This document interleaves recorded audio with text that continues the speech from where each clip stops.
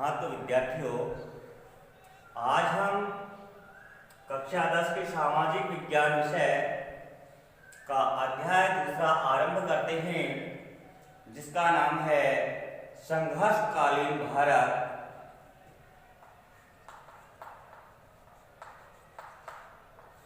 संघर्षकालीन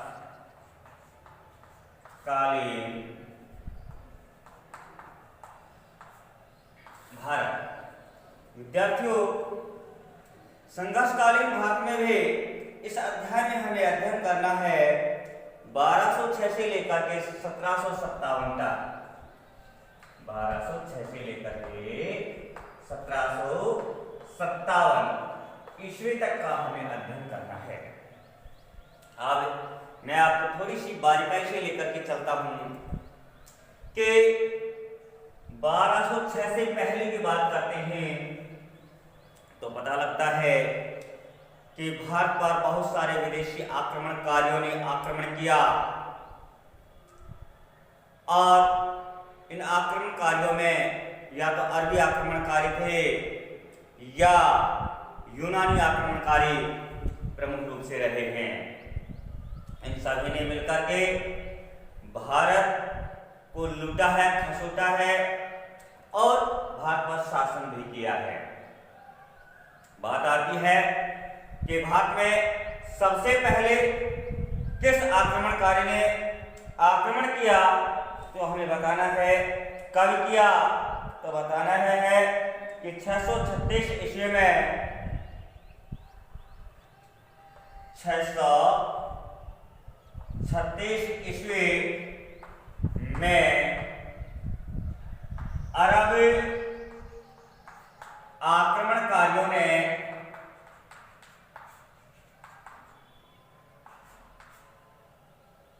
भारत पर पहला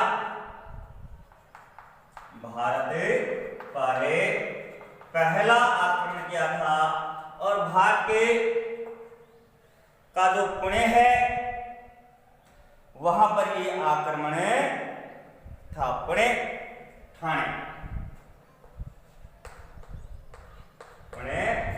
ठाणे पर यह पहला आक्रमण हुआ 636 ईस्वी में। अब बताना है कि उस समय भारत का शासक कौन था, तो बताएंगे अमर खलीफा। अमर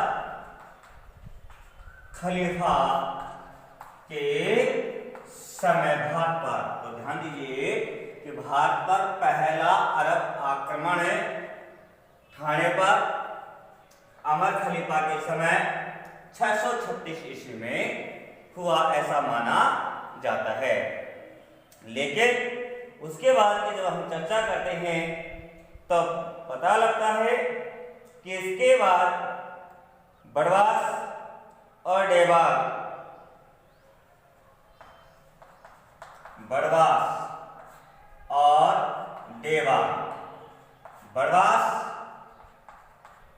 भड़ंज में है, डेबाल सिंध प्रांत में है।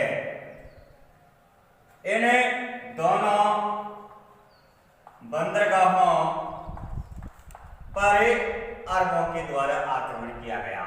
पहला ठाणे पर, दूसरा बड़वास और तीसरा डेबाल पर अरब आक्रमणकारियों ने आक्रमण किया। इसके बाद हमें बताना है कि भाई जो चचनामा नामक पुस्तक है, चचनामा नामक पुस्तक, इस पुस्तक के अनुसार पता चलता है, इस चचनामा पुस्तक में लिखा है कि जो डेबाल सिंध के ऊपर अरब आक्रमणकारियों ने आक्रमण किया था, उसमें अरब सेना नायक मुधाइरा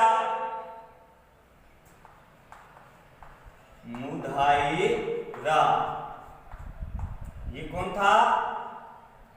अरब सेनापति था।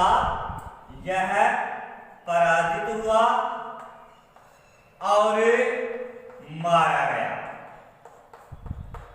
ध्यान रखना कि जो देवाल का आक्रमण था उसमें जो सेनापति था मुधायरा वह पराजित हुआ और मारा गया, ऐसा उल्लेख चचनामा पुस्तक में देखने को मिलता है। विद्यार्थियों आगे बढ़ते हैं।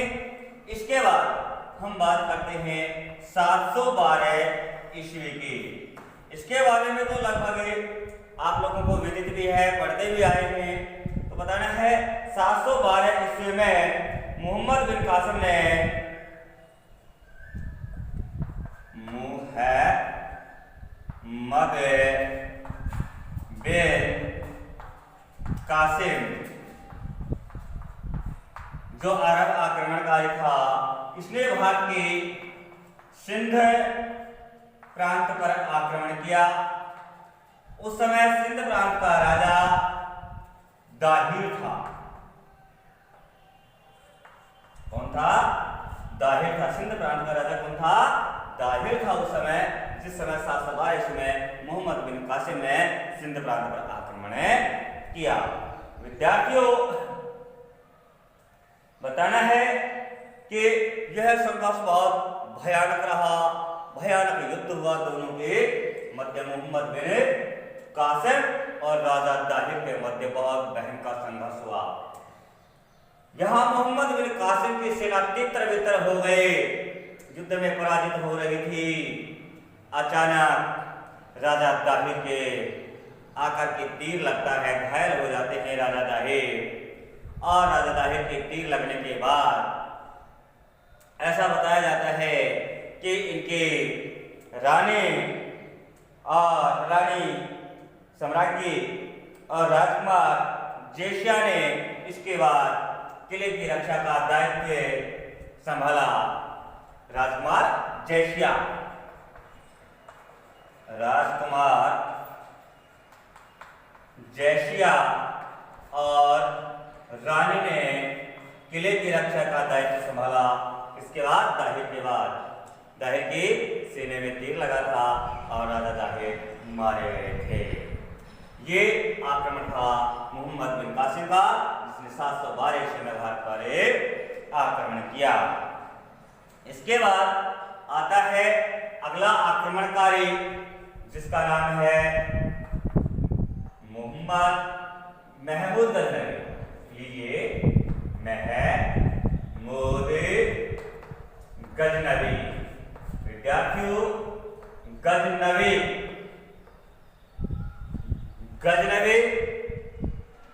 यह अफगानिस्तान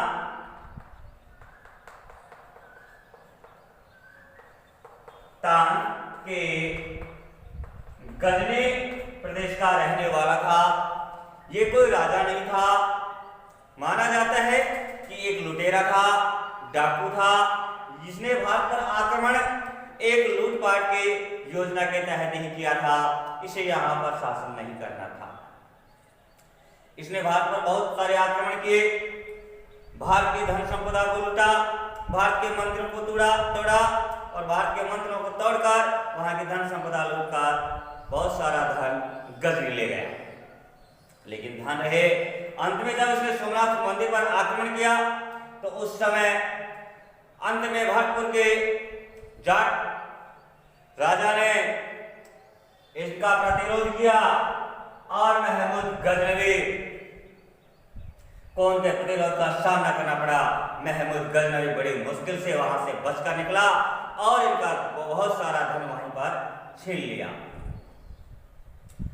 विद्यार्थियों उसके बाद महमूद गजनवी ने कभी भारत पर आक्रमण करने की नहीं सोची, भारत पर आक्रमण करने का विचार कभी नहीं किया। इसके बाद भारत पर आक्रमण का दौर आता है तो अगला आक्रमणकारी आता है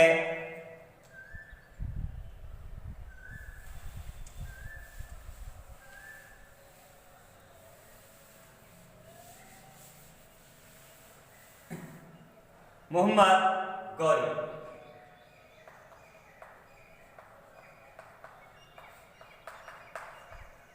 विद्यार्थियों यह भी अफगानिस्तान के गौर प्रांत का रहने वाला था। प्रदेश कौन सा था? गौर। अफगानिस्तान में गौर प्रदेश का रहने वाला था। विद्यार्थियों, इसे पूर्ण तृक माना जाता है, पूर्ण तृक की संज्ञा दी जाती है। किस लिए दी जाती है? कि इसने बहुत बड़ी चालाकी की थी। क्या हुआ था इसके बारे में आइए चर्चा करते हैं। विद्यार्थियों, इसने पहला आक्रमण जब भारत पर किया तो उस समय यहां दिल्ली का शासक पृथ्वीराज चौहान, यहां का पृथ्वीराज तृतीय यहाँ का शासक था। तो पृथ्वीराज चौहान ने इसे छुटपुटे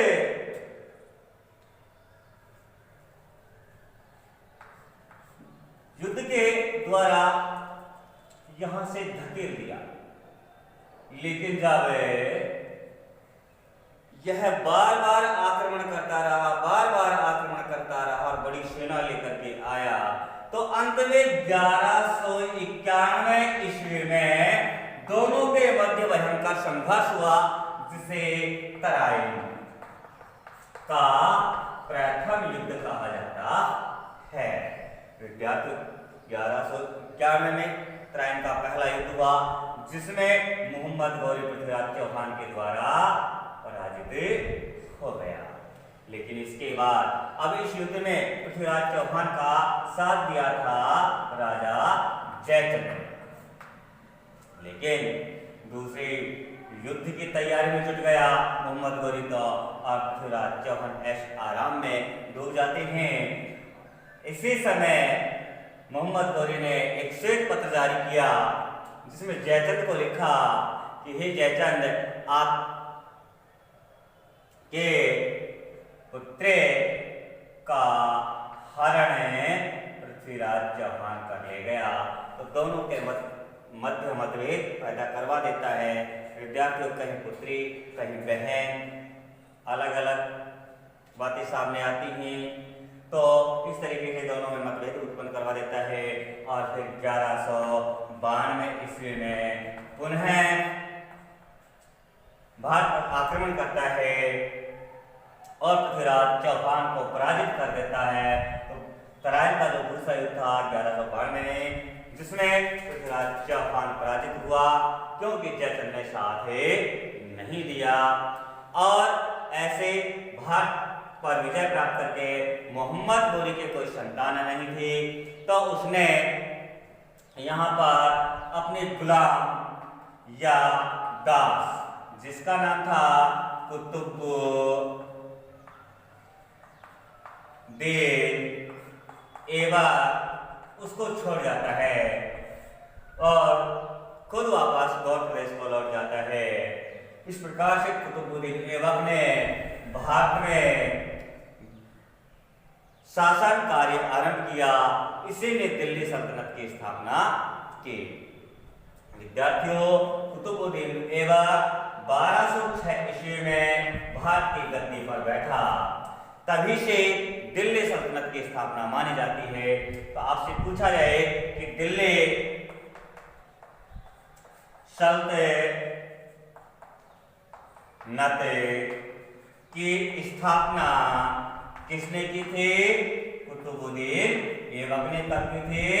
1206 ईस्वी में की थी भारत में दिल्ली सल्तनत की स्थापना या मुस्लिम साम्राज्य की स्थापना कुतुबुद्दीन ऐबक ने 1206 ईस्वी में की थी।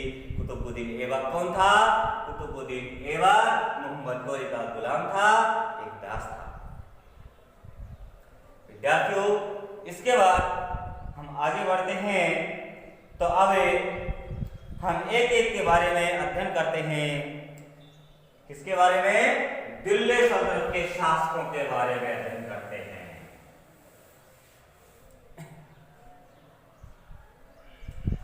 दिल्ली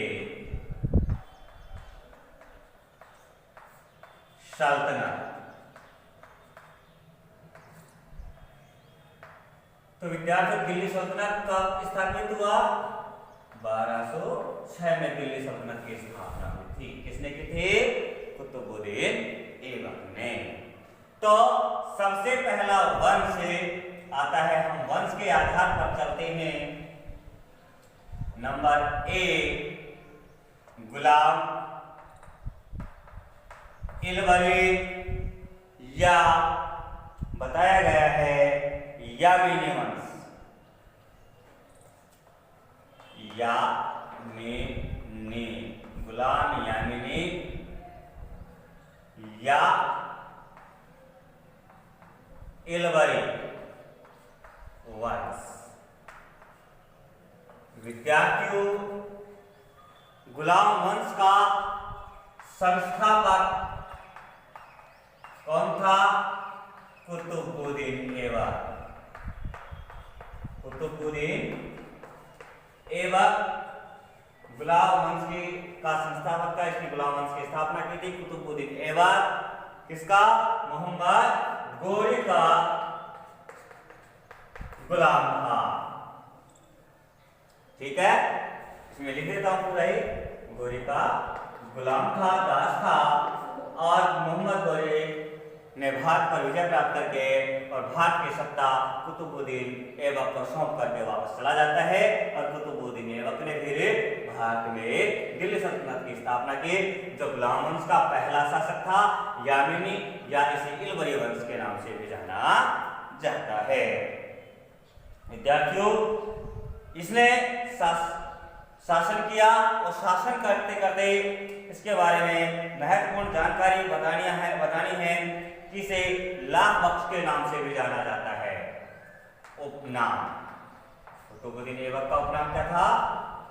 लाख बख्श के नाम से भी इसे जाना जाता है। विद्यार्थियों, कुतुबुद्दीन ऐबक के राज्य के राजधानी तो बताएंगे। कुतुबुद्दीन ऐबक ने अपनी राजधानी लाहौर को बनाई थी। किसको बनाई थी? लाहौर को अपनी राजधानी बनाई। और इसने कुतुब मीनार के ये तहरीक का निर्माण कार्य आरंभ करवाया। निर्माण कार्य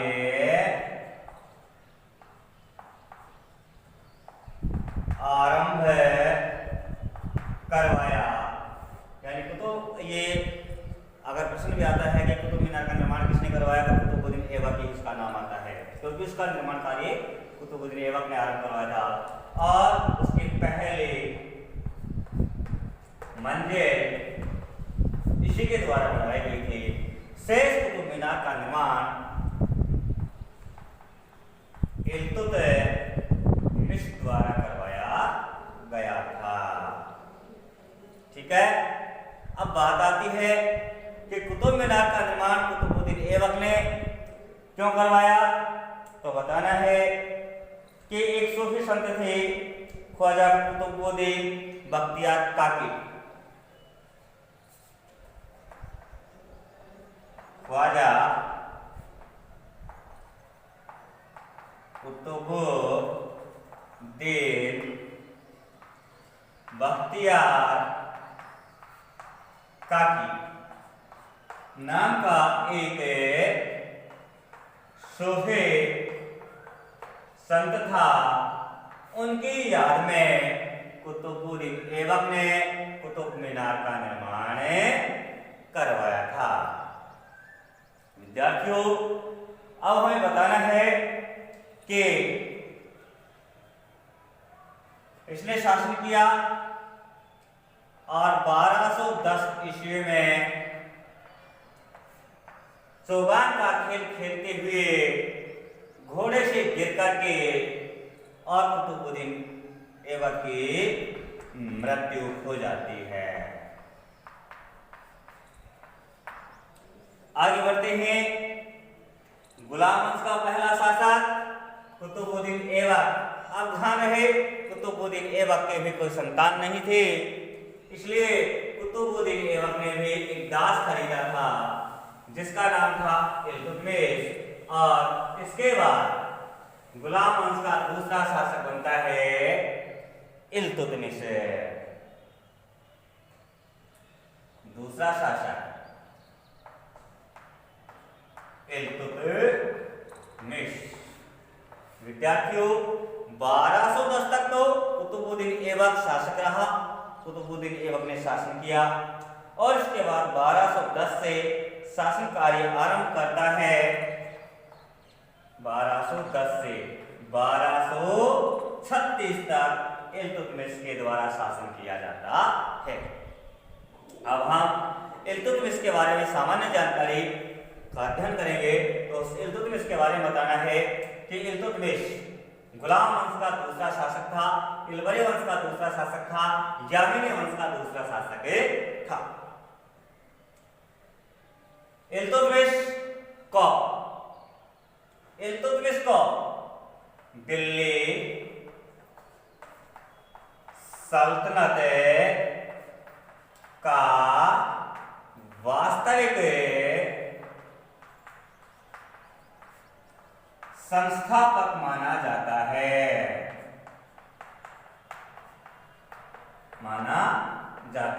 विद्यार्थी अभी हमने पढ़ा था कि दिल्ली सल्तनत का संस्थापक किसको माना जाता है?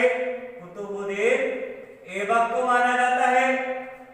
लेकिन वास्तविक संस्थापक की जब बात आती है तो बताएंगे कि दिल्ली सल्तनत का वास्तविक संस्थापक इल्तुतमिश को माना जाता है, क्योंकि इल्तुतमिश ही एक ऐसा शासक था जिसने मुस्लिम साम्राज्य का वास्तव में संगठन किया और मुस्लिम साम्राज्य का विस्तार किया, जिसमें इसने रणथंभौर और मालवा पर आक्रमण कर और किसको रणथंभौर मालवा और जालोर को जीतकर इसने इन क्षेत्र को अपने साम्राज्य में मिलाया था। इसीलिए इल्तुतमिश को दिल्ली सल्तनत का वास्तविक संस्थापक माना जाता है। विद्यार्थियों, कुतुब मीनार की शेष मंजिल का निर्माण, पहले मंजिल के अलावा शेष मंजिल का निर्माण इल्तुतमिश ने ही पूरा करवाया था। विद्यार्थियों, बताया जाता है कि इल्तुतमिश ने एक चालीसा या हम कहें चहलगामी पद की स्थापना की थी। ये चहलगामी या चालीसा पद क्या था? इसमें 40 सरदार शामिल किए गए और ये 40 जो सरदार हैं इनका एक मुखिया होगा और ये 40 सरदार ही शासन कार्य में हिस्सा लेंगे। धीरे धीरे यही चहलगामी 40 सरदार धीरे धीरे शासन पर हावी हुए और राजाओं को कुछ नहीं समझा और वही व्यक्ति शासन करेगा जो इनके मानेगा। इस तरीके से बाद में ये हावी हो गया। चहलगामी पद, चालीसा पद, ये संगठन हावी हो गया राजा के ऊपर और जिसकी स्थापना इसी इल्तुतमिश के द्वारा की गई थी। इल्तुतमिश के समय में बलवान इस चहलगामी संगठन का अध्यक्ष था। विद्यार्थियों, इल्तुतमिश के मृत्यु के बाद इसके पुत्री रजिया सुल्तान शासक बनती है। तो लीजिए रजिया सुल्तान के बारे में जानकारी। नंबर 3, रजिया सुल्तान। विद्यार्थियों, रजिया सुल्तान इल्तुतमिश की पुत्री थी और इल्तुतमिश की पुत्री होने के कारण इसको शासक बनाया गया, शासिका बनाया गया। ध्यान रहे, इल्तुतमिश ने खुशरम ने ही रजिया को अपना उत्तराधिकारी घोषित किया था। अन्य कोई भी इसके संतान योग्य नहीं थी। योग्य नहीं होने के कारण रजिया को ही सुल्तान घोषित किया या अपना उत्तराधिकारी घोषित किया था इल्तुतमिश ने। रजिया के सुल्तान बनने के बाद जो चहलगामी या चालीसा संगठन था वह नाराज हो गया और रजिया सुल्तान को पद से हटाने की उन्होंने ठान ली। लेकिन रजिया भी अपने आप को मजबूत करते हुए चली जाती है। बताना है काफी विरोध हुआ पंथियों का, कट्टरपंथियों का, चालीसा के जो सदस्य थे इनका काफी विरोध हुआ। इनके विरोध होते हुए भी रजिया ने शासन कार्य को सही तरीके से संभाला और इन्होंने शासन कार्य करते समय कुछ सुधार कर लिए अपने आप में। क्या क्या कर लिए? इसने पर्दा प्रथा का त्याग कर दिया। पर्दा प्रथा का त्याग कर दिया। नंबर 2, दूसरा परिवर्तन, दूसरा सुधार क्या किया? इसने टोपी पहनना शुरू कर दिया, जिसे कुबा कहा जाता है। कुबा, टोपी पहनना शुरू कर दिया, जैसे कि सामान्य राजा पहनते हैं, पुरुष राजा पहनते हैं। पुरुष राजाओं के सामान्य इन्होंने कुबा, टोपी पहनना शुरू कर दिया और पुरुष राजाओं की भांति इन्होंने कोट पहनना आरंभ कर दिया।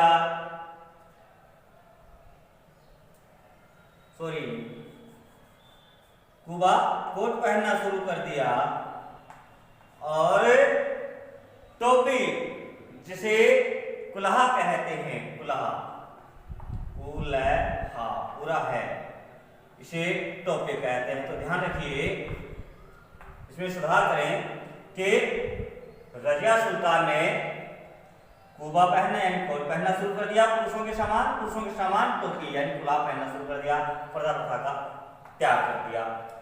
अब जैसे ही कोई मुस्लिम नारी ऐसे स्वतंत्र दिखाई देती है तो ये जो तुर्क संगठन था, चालीसा तुर्क संगठन था, ये ज्यादा गुस्से में हो गया और उन्होंने रजिया का अधिक विरोध करना शुरू कर दिया। विद्यार्थियों, ऐसे ही विरोध की स्थिति में रजिया ने इन तुर्क संगठन के सदस्यों को अधिक भड़काने का कार्य और कर दिया। और क्या किया कि इसने भाई एबिसिनिया का जो निवासी था जलालुद्दीन याकूत,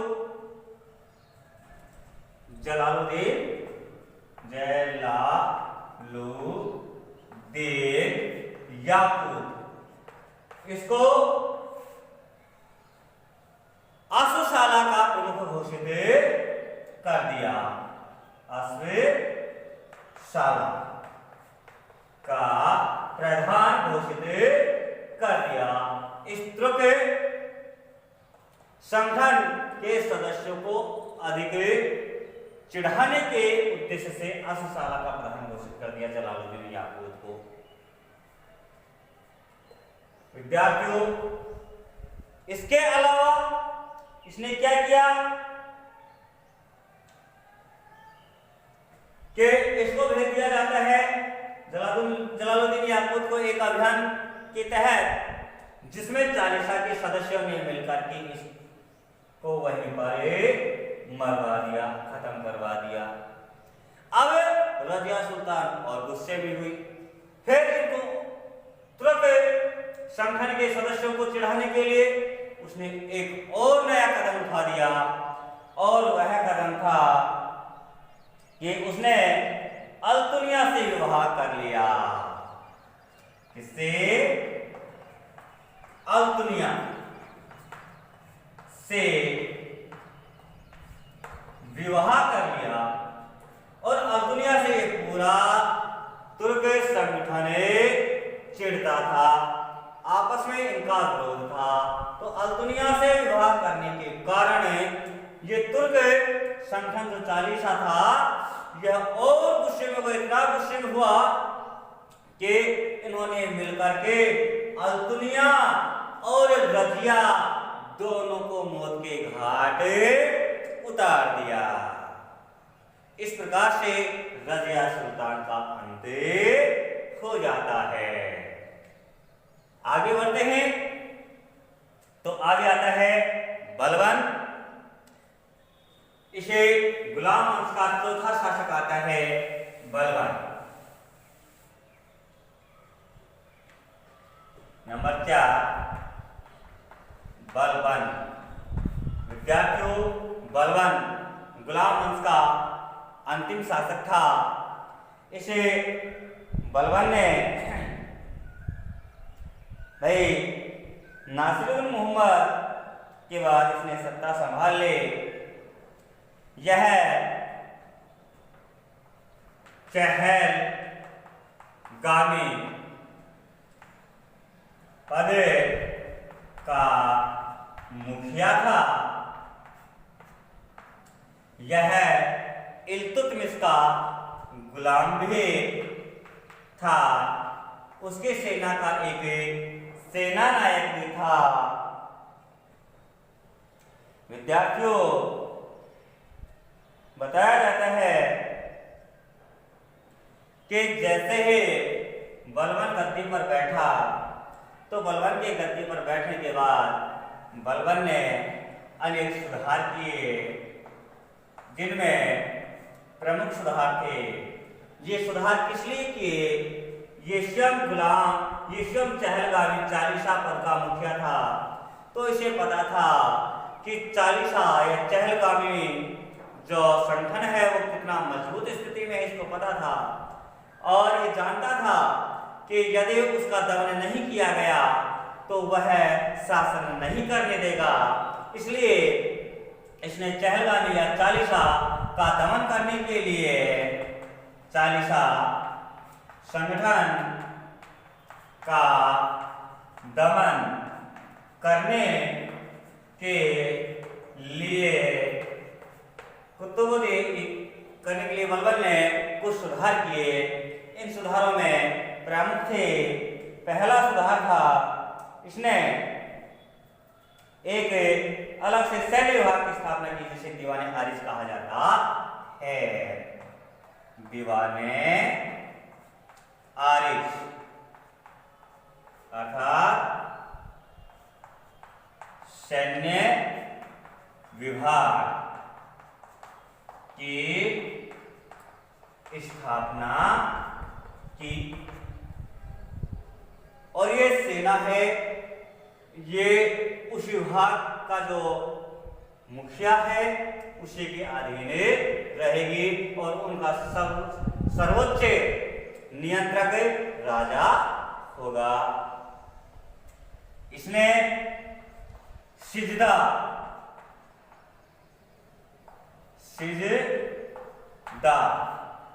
नंबर 3 पाबोस सिजदा प्रथा और पाबोस प्रथा आरंभ की। अब सिजदा प्रथा और पाबोस प्रथा क्या थी तो हमें बताना है कि सम्राट के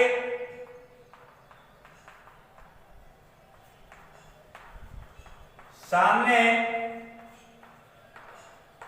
झुककर सलाम करना, ये तो थे सिजदा प्रथा। और सम्राट के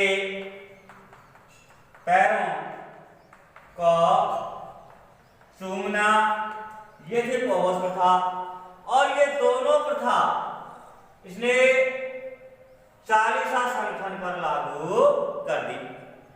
कहा कि चालीसा का प्रत्येक तुर्क अमीर सिजदा प्रथा के तहत सम्राट के सामने झुककर सलाम करेगा और प्रबोध प्रथा के तहत चालीसा या तुर्क अमीर संगठन का प्रत्येक सदस्य सम्राट के पैरों को चूमेगा प्रतिदिन। इससे क्या असर होगा कि राजा की अहमियत बढ़ेगी और धीरे धीरे इस चालीसा संगठन के जो तुर्क सरदार हैं उनकी अहमियत घट जाएगी, ताकि वो कभी इनका विरोध न करे, राजा का विरोध ना करे। राजा का विरोध नहीं करेंगे तो इनका दमन हो जाएगा। इस प्रकार से दमन करने के लिए ये सिजदा और प्रबोध प्रथा बलबन ने आरंभ की। विद्यार्थियों, इसने लौह और रक्त की नीति अपनाई, लौह और रक्त की नीति अपनाई, रक्त की नीति।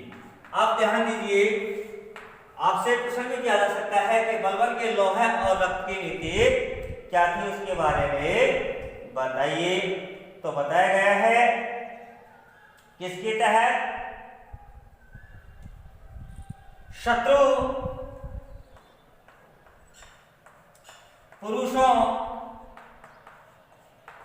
को मार दिया जाता था, शत्रु महिला व बच्चों को गुलाम बना दिया जाता था,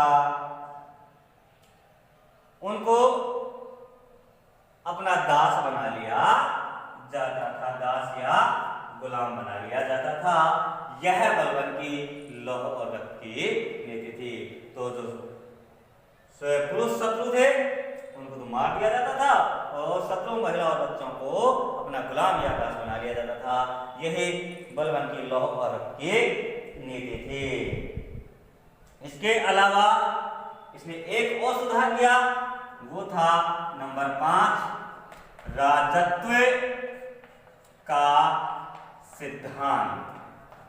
राजत्व के सिद्धांत में बलबन ने बताया है कि राजा ईश्वर के द्वारा भेजा गया प्रतिनिधि है, राजा ईश्वर का दूत है, इसलिए राजा जो कहता है वह ईश्वर की आवाज है। इसलिए प्रत्येक नागरिक को राजा के आदेशों का पालन करना चाहिए। इस प्रकार अपने आप को उन्होंने ईश्वर का प्रतिनिधि बताया है। ये सब इसलिए किया ताकि चालीसा संगठन के जो तुर्क सरदार थे उन पर कुछ अंकुश लग सके, उनको अनुशासित किया जा सके, इसलिए इन्होंने ये कुछ सुधार किए थे। तो विद्यार्थियों, इस प्रकार से आज हमें दिल्ली सल्तनत में गुलाम यामिनी या इल्बरेट वंश के इन शासकों के बारे में जानकारी प्राप्त की। इसके बाद हम कल अध्ययन करेंगे खिलजी वंश का। आज हमारा अध्ययन यहीं समाप्त होता है। धन्यवाद।